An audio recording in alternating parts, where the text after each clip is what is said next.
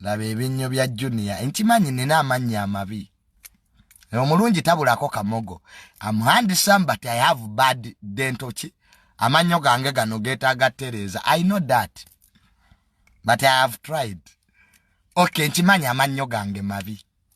that I know so tojja nokunga Junior oyina amannyo ga vampire okay nkimanyi don't tell it to me hey omulungi tabulako kamogo yes I'm handsome nange nina ebitatuukiridde so don't turn it into an abuse bukanye nevume Junior mbwa ayina amannyo mabi okay I know it don't have to remind me but I'm trying to do everything okulaba nti nga tereza okay for ba planned kids tubeera n'amannyo gabeeramu obuuma ba planned kids temujja bitegeera mwe mwakulira mu byalo ama ba planned kids abasinga balina dental formulas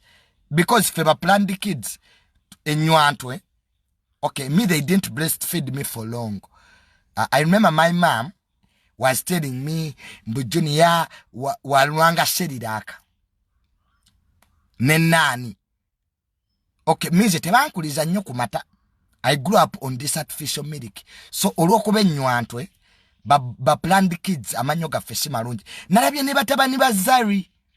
naba amannyo gaabwe galimu obuuma batuteekangamu obuuma jukira twalyanga bumonde ba planned kids batusotera obumonde me I used to eat bumondes and avocado nga bataddemu amata I think when even nabivaako nga mu 4 years kwaze Junior naberanga kusomero nga mami ajja nandeetera ennywanto nava ku nnywanto nga ndi mu P7 I remember nga ndi buddo I used to